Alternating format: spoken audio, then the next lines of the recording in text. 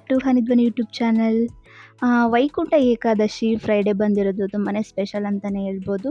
ಈ ದಿನ ಉತ್ತರ ದ್ವಾರದ ಮೂಲಕ, ವೈಕುಂಠ ದ್ವಾರದ ಮೂಲಕ ದೇವರ ದರ್ಶನ ಅಂದರೆ ನಾರಾಯಣನ ದರ್ಶನ ಮಾಡಿದವ್ರಿಗೆ ಮೋಕ್ಷ ಸಿಗುತ್ತೆ ಅನ್ನೋದು ನಂಬಿಕೆ.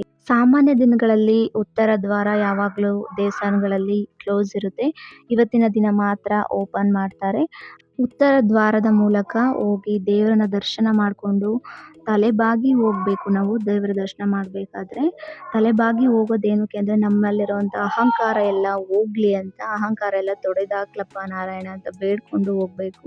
ಎಲ್ಲರೂ ಕೂಡ ಇವತ್ತು ನಾರಾಯಣನ ದರ್ಶನ ಮಾಡಿ ಎಲ್ಲರಲ್ಲಿರುವಂಥ ಅಹಂಕಾರ ಹೋಗಿ ಭಕ್ತಿ ಮಾತ್ರ ಎಲ್ಲರ ಮನಸ್ಸಲ್ಲಿ ಇರಲಿ ಅಂತ ಪ್ರಾರ್ಥನೆ ಮಾಡ್ಕೊಳ್ತಾ, ಆ ನಾರಾಯಣ ಎಲ್ರಿಗೂ ಕೂಡ ಆಯುರ ಆರೋಗ್ಯ ಐಶ್ವರ್ಯ ಸುಖ ಶಾಂತಿ ನೆಮ್ಮದಿಯನ್ನು ಕರುಣಿಸಲಿ ಅಂತ ಪ್ರಾರ್ಥನೆ ಮಾಡ್ಕೊಳ್ತಾ ಪೂಜೆ ಎಲ್ಲ ಮುಗಿಸ್ದೆ.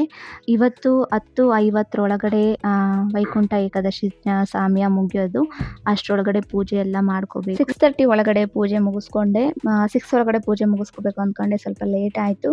ಬೆಳಿಗ್ಗೆ 10:50ವರೆಗೂ ಏಕಾದಶಿ ಟೈಮಿಂಗ್ಸ್ ಇತ್ತು. ಅಷ್ಟರೊಳಗಡೆ ಪೂಜೆ ಮುಗಿಸ್ಕೊಂಡು ದೇವಸ್ಥಾನಕ್ಕೆ ಹೋಗಿ ಬರಬೇಕು ಅಂತ ಪ್ಲ್ಯಾನ್ ಮಾಡಿಕೊಂಡು ಪೂಜೆ ಎಲ್ಲ ಮುಗಿಸ್ಕೊಂಡೆ. ಆ್ಯಸ್ ಯೂಶ್ವಲ್ ಮೊದಲಿಗೆ ಹಾಲು ಕಾಯಿಸ್ಕೊಂಡು ಬಿಸಿನೀರಿಗೆ ಸ್ವಲ್ಪ ಹನಿ ಹಾಕಿ ಬಿಸಿನೀರು ಕುಡಿದು ಇವತ್ತು ಪಲಾವ್ ಮಾಡೋಣ ತಿಂಡಿಗೆ ಅಂತೇಳಿ ರೆಡಿ ಮಾಡ್ಕೊಳ್ತಾ ಇದ್ದೆ. ತರಕಾರಿ ಜಾಸ್ತಿ ಇರಲಿಲ್ಲ, ಕ್ಯಾರೆಟ್ ಮತ್ತು ಬೀನ್ಸ್ ಅಷ್ಟೇ ಇದ್ದಿದ್ದು. ಅಷ್ಟೇ ಹಾಕಿ ಸಿಂಪಲ್ಲಾಗಿ ಮಾಡ್ಕೊಳ್ತಾ ಇದ್ದೀನಿ.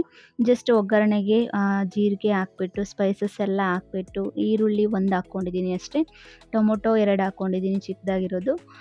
ಕಮ್ಮಿ ಐಟಮಲ್ಲೇ ಮಾಡ್ತಾ ಇರೋದು, ನಾನು ಜಾಸ್ತಿ ಮಸಾಲೆ ಯೂಸ್ ಮಾಡ್ತಾ ಇಲ್ಲ.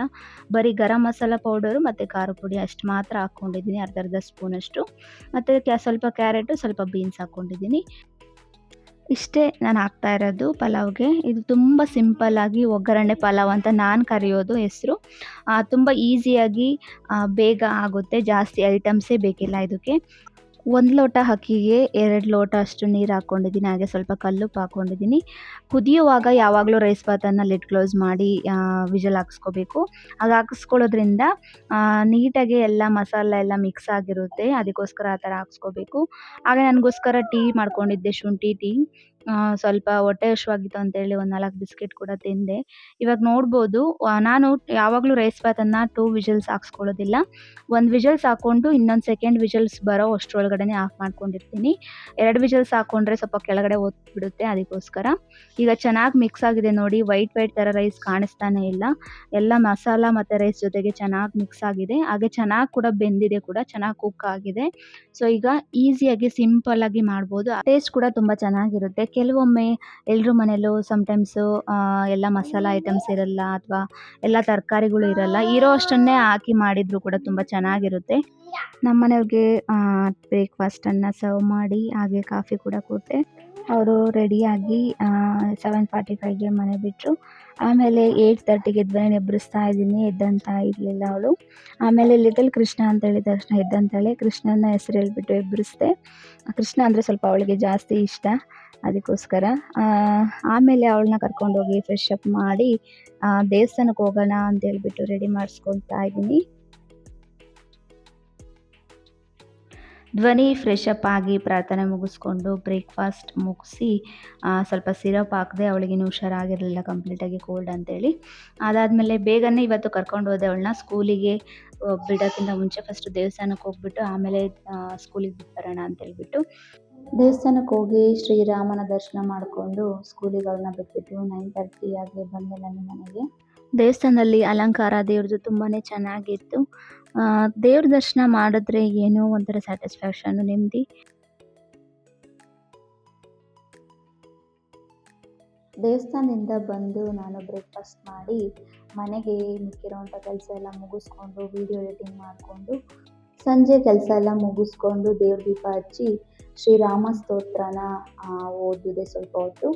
ಅದಾದಮೇಲೆ ಇವತ್ತು ಸ್ವೀಟ್ ಏನಾದರೂ ಮಾಡೋಣ, ಪಾಯಸ ಮಾಡಿ ಕಾರ್ನ್ ರೈಸ್ ಮಾಡೋಣ, ಕಾರ್ನ್ ಪಲಾವ್ದು ಅಂತ ಅಂದ್ಕೊಂಡು ಮಾಡಿದೆ. ಸಿಂಪಲ್ಲಾಗಿ ಒಗ್ಗರಣೆ ಹಾಕ್ಕೊಂಡು ಸ್ಪೈಸಸ್ ಎಲ್ಲ ಹಾಕ್ಕೊಂಡು ಶುಂಠಿ ಬೆಳ್ಳುಳ್ಳಿ ಪೇಸ್ಟ್ ಹಾಕ್ಕೊಂಡು ಹಸಿಮೆಣಸಿಕಾಯಿ ಈರುಳ್ಳಿ ಹಾಕ್ಕೊಂಡು ಮಾಡ್ತಾಯಿದ್ದೀನಿ ನಾನು.